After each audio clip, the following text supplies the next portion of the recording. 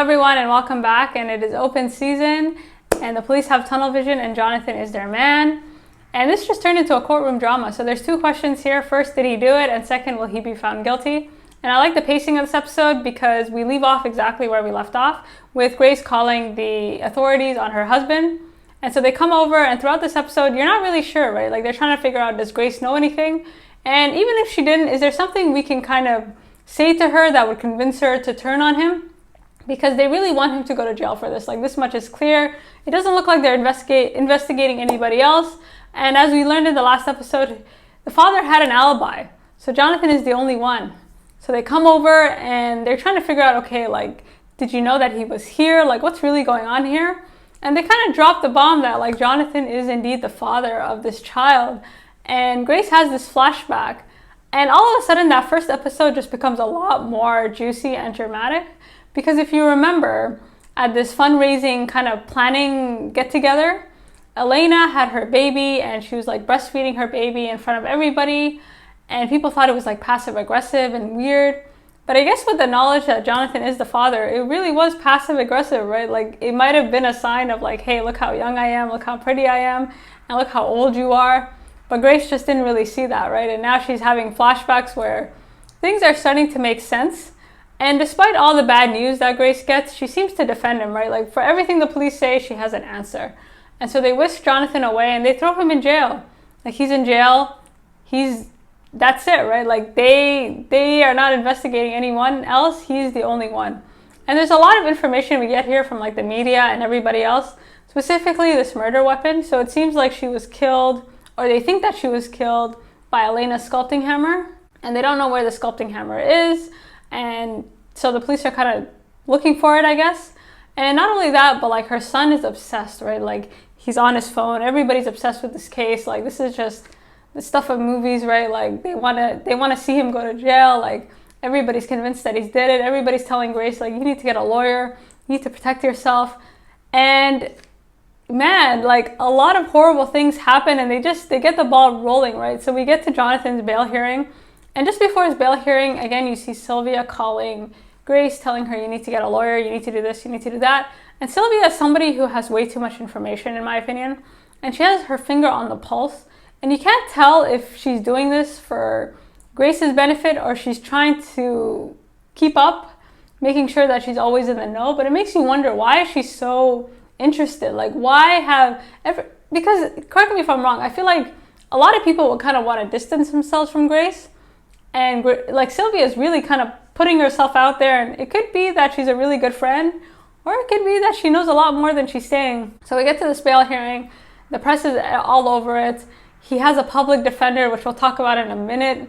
So it seems like Jonothon had kind of drained their bank accounts, and he can't really afford a lawyer because he's been kind of fake going to work for 3 months. And that's a whole other thing. And again, like, the state really wants him to go to jail for this. But the biggest thing I got out of this bail hearing is the look that Sylvia and Jonothon kept giving each other. Like, they kept giving each other these looks. And at first I thought it was like a sympathetic look, like, I'm so sorry this is happening to you. But you kind of wonder, like, because according to Sylvia, as far as she knows, Jonothon's kind of, whatever kind of issue he had with his hospital was resolved. And that was the end of her knowledge in terms of whatever was going on with Jonothon. But I don't believe that to be true. So they were giving these looks, and you guys let me know if you caught the looks, but that was kind of an eerie moment because it suggests that everybody knows a lot more about the situation than they're saying. And it's hard to know if they're covering for Jonothon or they're covering for themselves. But again, who knows, right? So Jonothon's character, this is the first time we're kind of seeing him, you know, like, he has a lot of screen time here, and my conclusion was that he's a very manipulative individual, right? And you see that with his lawyer. So they're sitting together, and he keeps saying he's innocent, right? Like, he's innocent, she's obsessed, and his story hasn't changed, right? Like, his story is very consistent, and he's just sticking to it. And his lawyer is looking at him, his public defender, like, listen, you used to be a doctor, you're no longer a doctor, you don't get to be an asshole anymore, like, you need to, like, STFU and let me do my job. And you need to not say anything.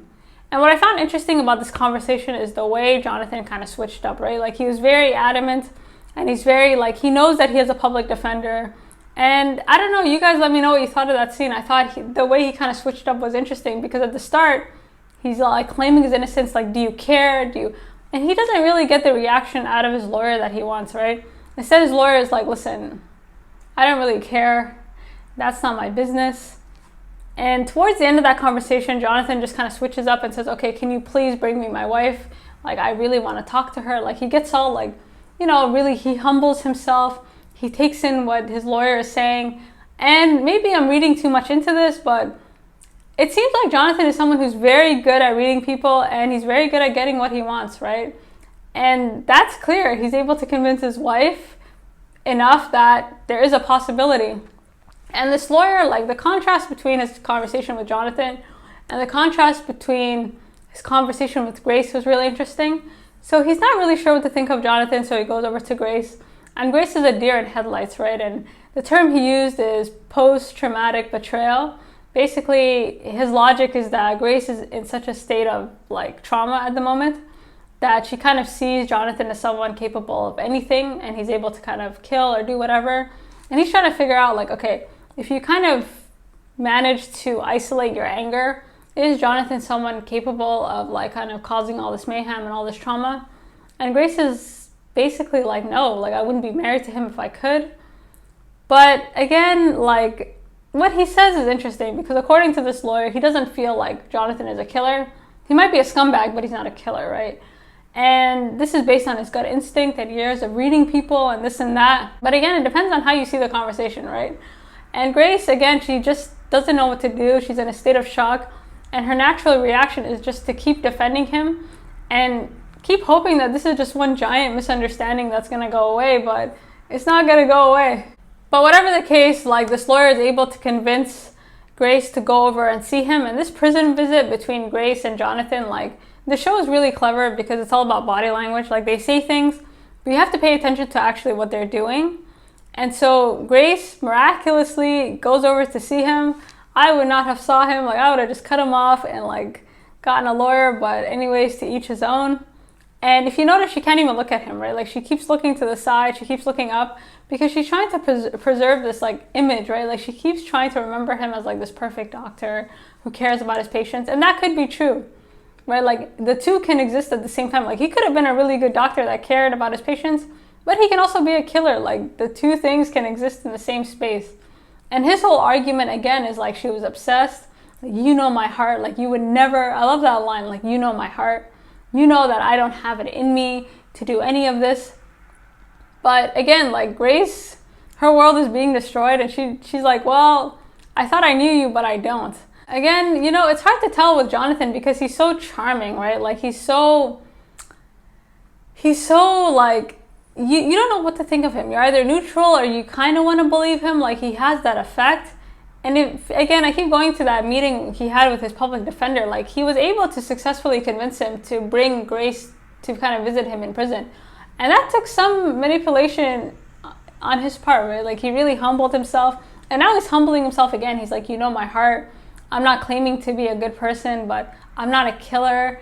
And again, I think Jonothon is someone who's very good at reading people and getting what he wants. Does that mean he's a killer? Highly debatable. Does that mean he was possibly involved in the killing? You know, I have a hard time believing he doesn't know anything. So Grace, after kind of visiting her husband in prison, is now on the warpath, right? Like, she's still trying to hold on to this image, and after kind of listening to him, she really wants to believe him, right? Like, she's no longer even open to the idea that he's a monster or that he could have done it. And she kind of becomes his own little like private investigator, right? Like, she's really trying to dig up dirt on Elena. She's really trying to figure out what kind of person she was, if she was seeing other men, like anything that can help him kind of get out of jail, and where to start, but where he used to work, right?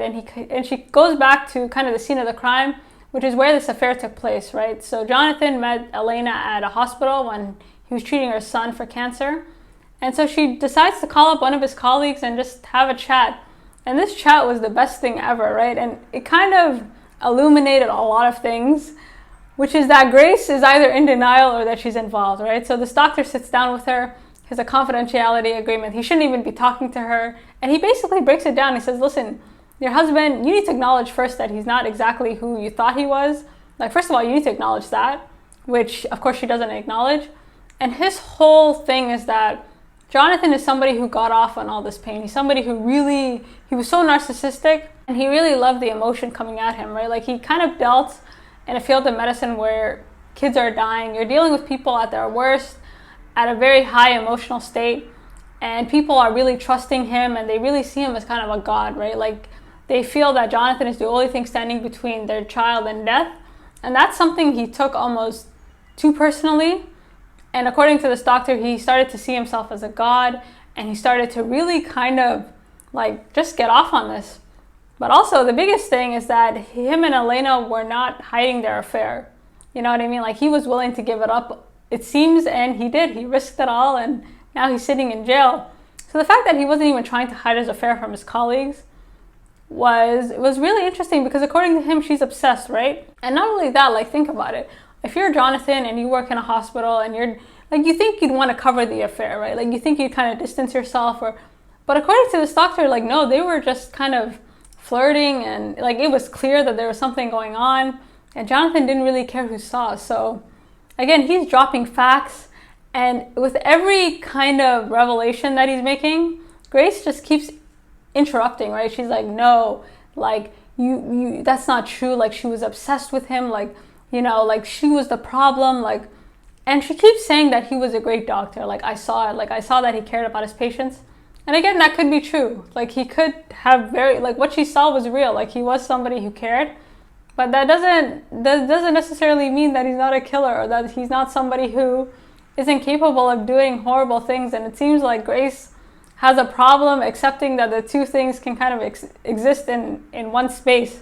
And so this doctor gets exhausted, right? Like, he's like, I don't know what else I can tell you, lady. Like, your husband's a scumbag. Like, sorry. He even goes as far as basically calling her husband a psychopath, right? It's like, psychopaths can work in hospitals, so this isn't something new.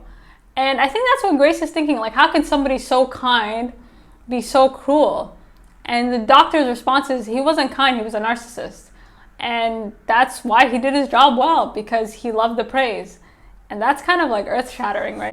I was so disturbed by the fact that none of this moved Grace at all. Like, she was not moved. She was now she's even more convinced that Jonothon could be innocent, right? Like, she's really hell-bent on proving it. And again, this doctor is just dropping all kinds of bombs that she is just not accepting. And she goes over to her father, and her father, again, has been against him the whole time, right? Like, he does not like Jonothon. He sees him as a monster. He sees him as a scumbag. And what Grace has gotten out of her kind of investigations or PI work is that Elena had hero syndrome or worship syndrome, or something where, according to her, when people are kind of in this intense emotional state, they kind of latch on to their savior. So this could be a firefighter, a police, or a doctor like her husband. And this explains why she got so obsessive. And this explains maybe why Jonothon wasn't able to see it, because he's such a nice person who wanted to help.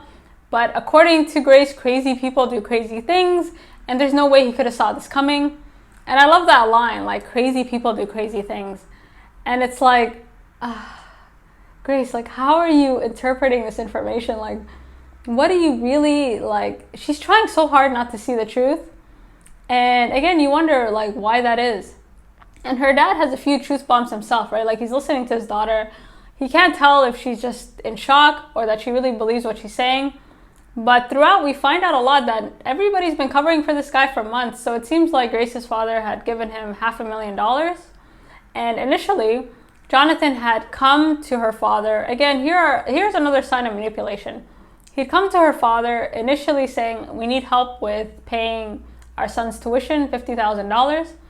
And the father didn't believe him, right? So the father was like, I'm a big-time donor. If you remember in the first episode, he was like kind of in a silent auction because he was so rich. She's like, I don't think they're going to kick out your son given the amount of money I've given to the school. And then according to Jonothon, he's like, okay, fine, like, we're in financial trouble and Grace isn't going to ask you, so I've come to ask you myself. And this kind of reasoning is what convinced the dad to kind of cut this check. And again, like, he was able to change the story, right? First it went from we can't pay his tuition to actually we're broke, but your daughter has too much pride to ask. And according to her dad, like, that's true, right? Like, Grace is somebody with a lot of pride. In the same breath, she said that she didn't need any money, but Jonothon had drained their bank account, so he thought that was plausible. And not only that, he like thanked Jonothon for coming to him and like allowing him the opportunity to help. And so it seems like Jonothon is very good at reading people, right? Like he was able to kind of read Grace's father, and he knows Grace's personality and their relationship to one another, and he played off that and he got a $500,000 check. What happens to that $500,000? I don't really know, because this dude hadn't been going to work for months. But again, like Jonothon he's a quick one. You know, it's really interesting because the dad was crying, and you can't tell if it's because he felt bad. And for a minute, you know, Grace's father, he's really convincing, right? And everything is kind of like, okay, maybe he's a decent person and he's kind of looking out for his daughter, until there's this weird scene where he's kind of walking down the street and he pauses at Fernando's house and he's watching Fernando hold the baby, like Jonothon's baby, and he's giving Fernando this look like, you know, did you guys catch that? So now I'm wondering, like, is this dad crying for himself? Is he really concerned with Grace's well-being, or is he really just concerned for his own well-being? So like everybody on the show, it's just awful. But again, like the climax of this episode, in my opinion, comes when the whole family goes to see Jonothon in jail. And this was so jarring. So again, Jonothon managed to convince Grace that he's innocent. And then Grace in turn is able to convince Henry that her father is innocent. And now they're all like trying to be a family again. So we get to this prison visit. And this was the most awkward visit, right? Because Jonothon is trying to convince his son that he's not a killer and that he's not a bad person. So according to him, like this was the most jarring conversation. He says he didn't do it. And not only he didn't do it, he called the victim like ungrateful, right? Like according to him, he had done everything that he could for this woman out of his heart. Like, you know, he's such a good person. He wanted to help her out. Like they're in a tough spot. And she was ungrateful. Instead, she kind of latched onto him and she became a parasite. And she started just draining the life out of him and the resources out of him. And the way he goes from like, she's obsessed to she was ungrateful, like this is so personal, right? Like this sounds like a lover's scorn, in my opinion. And it looks like he might have been rejected by Elena. Like there's something about the way he describes her that just doesn't sit right with me. And Henry's just kind of asking him straight up, like, why did you run away? Do you still love my, like, why did you run away? And his logic seems okay, right? Like he's saying he was in a state of shock and he was a coward and he didn't know what to do and he ran away, which I guess is believable. But again, the biggest thing I got out of this conversation is the fact that there's some type of animosity between him and the victim. So according to Jonothon, again, like he basically was going to confront Elena, but they had sex. He then left the building and then came back later to, I guess, confront her again. And by then she was dead. You know, it's hard to know what this conversation was about. Like, who knows? Maybe Elena said, I don't want to see you anymore. Like, but again, like his description of her just gets increasingly personal, and you have to wonder why. After this prison visit, Grace is like now, like she has to get him out of jail. So it went from, is he innocent, to, I'm not really sure if he's innocent, but I have to get his ass out of jail. And she convinces her father to get him a high-priced attorney. And her father is just shocked, right? Like, he's shady too, but his logic is that Grace is somebody that can always see the humanity in people, or like their unlimited humanity. And she's such a good person, according to her father, that she doesn't actually see that he could be a monster. And that's an interesting interpretation of Grace, right? Like, she's such a naive, kind of deer in headlights, that she doesn't see that her husband's a monster. And I don't know if I buy that argument. You know what I mean? Like, you have to wonder, like, Nicole Kidman's a great actress, but you have to, like, either really she is such a deer in headlights that has, or she's just as narcissistic and as crazy as her husband. Like, you have to wonder. So we get to this new lawyer, and this is an upgrade, right? Like, when you compare this new lawyer to her public defender, it is just night and day, right? Like, she goes in, this place just looks pristine. Everybody's working. There's like 100 lawyers on the case. And this conversation between Grace and this new lawyer was really interesting because she is not trying to cater to her. So this lawyer pretty much lays it out. She's saying, listen, your husband has a truth problem. He seems like he did it. And not only that, I'm not really sure what it is you want from me by hiring me, because I can't make him faithful and I can't make him not a murderer if he did this. Like, I can't unring the bell. Like, I can't undo everything that's happened, which is what Grace, I think, is hoping for, right? Like, she's hoping by hiring this lawyer, not only will because you have to wonder what the expectation is, right? Like, you got one of the best lawyers, it seems, not only to win, but to also kind of restore this man's reputation. And this lawyer is basically saying, like, listen, I can't restore reputations, right? If anything, I have to kind of destroy his reputation even more so to make this murder like less plausible, right? Like, she has to start really not just destroying his reputation's already destroyed, but in her words, she creates muck, right? And the only way to create muck is to pretty much destroy everybody else's reputation. So that means her family, like basically creating as many scenarios as possible so people will think that there's a chance that he didn't do it. And I love how she phrased it, right? Like, I can't undo it, I can't restore his reputation. Like, you're not gonna go back to normal. People aren't gonna apologize for like this giant misunderstanding. So you need to get that shit out of your head. And she was just blunt, right? Like, you need to know that like this is a business and you have to be objective about this. Like, I am coming into this with no feelings. And Grace is just like, you sound like me talking to my patients. And she seems kind of nervous and she's clutching her hands because she doesn't like what she's hearing, right? Like, they're paying a lot of money and she's not catering to her, right? Like, she's not really kind of saying, oh, everything will be okay. Like, I'm sure she's like, listen, lady, I don't care. I win and I will do anything I can to win. And you need to understand that is what my job is. And if you don't understand it, you need to go back to your public defender and get the hell out of here. So thankfully for Jonothon, he's been given this lifeline. This lawyer looks like a badass. And this increases his odds, right? Like, now he kind of has a fighting chance and he has resources on his side that he didn't have before because the police are really coming after him, right? Like, they go through great extents in the show.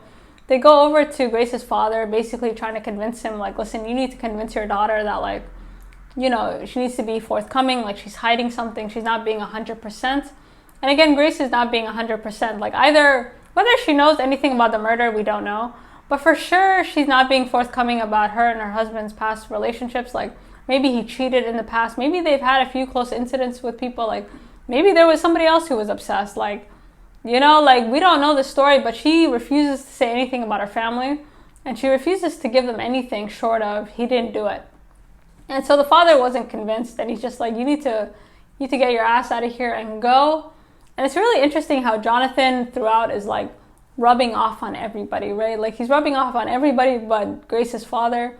And Grace goes from kind of investigating to like victim blaming, right? Like, she goes from kind of like, okay, maybe she was obsessed to, no, she was definitely obsessed and she was a crazy person who does crazy things.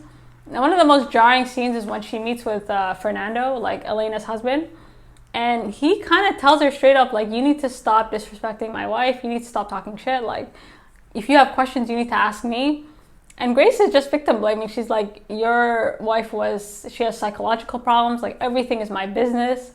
And, you know, if there were other men, I'm going to find out. Like, really kind of going in on her, right? Like, she's really kind of, you know, really trying to make it known, like, this is, like, I will do anything in my power to make sure that, like, this man does not go to jail.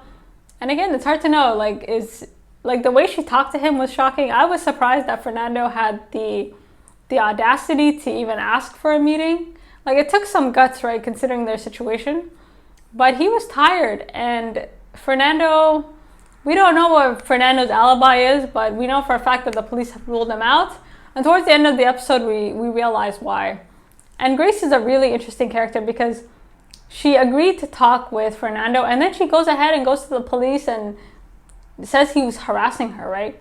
When in fact, she's the one going around town, like, talking smack about Elena. But, you know, it's like, you agreed to the meeting, and in part, I feel like she agreed to the meeting so she can kind of go to the police and try to figure out what they know. So again, she seems to be as equally manipulative as her husband, but thankfully, it's not really working on anybody outside of their family. So she goes over to the police, and the police are not convinced by her. They're kind of annoyed with her at this point. They're like, ugh, like, maybe you should get a lawyer. And she's really adamant. She wants to know, what do you have? Why are you so sure that he did it? And she's kind of tired, right? She's like, okay, if you have the murder weapon, is there something that you have that you feel so strongly about? Like, you haven't investigated anybody else. You ruled out the husband. Like, what is Fernando's alibi? But whatever the case, like, she's just tired. Like, she doesn't want surprises. She doesn't want to find out in court. She's just like, what the hell do you have? And the police are like, okay, you want to know what we have? We have you on tape. And I was just like, I was shocked. So they're kind of looking at her, and again, they're reading her. They're not sure if she's full of shit, if she's as crazy as her husband. Police kind of whip out like a video footage, and it shows her walking around the time that Elena had died. And it's really interesting because Elena says she was we can assume that Elena died on the night of the fundraiser. So it kind of makes you wonder, why was she going for a walk so late at night? What time did she leave this party? Like, it's all looking bad for her. And what's really disturbing is like watching this end of the episode and watching like kind of that footage. You remember at the end of her conversation with Fernando, she has a flashback of her husband kind of having sex with Elena and Fernando kind of like hearing it. And I wonder if Elena, like, you kind of wonder, is Grace so empathetic that she's able to kind of imagine these things? Or are these things that she saw on the night of, like, are we seeing flashbacks, like things that she's imagining or things that she's actually seen? And the fact that she was on tape that night, it's just bad news, right? So I thought this was a great episode. I think there's a lot of manipulators here, like people just going out of their way to cover their ass. And if it wasn't for the acting, I don't think we could really see past it. And you guys let me know, like, I find it hard to sympathize with Elena, and I find it quite easy to sympathize with Grace. And it could just be Nicole Kidman's acting, but you really believe her when she talks, and you really want her to come out of this alive. But again, it could just be great acting, like, I don't know. Jonothon, again, is just, I think he's a scumbag, but is he a killer? I don't think so. But again, it's hard to know, like, if they didn't do the act itself, they definitely have more knowledge than they're willing to share with everybody. But you guys let me know what you thought. Until next time, and I will see you next time.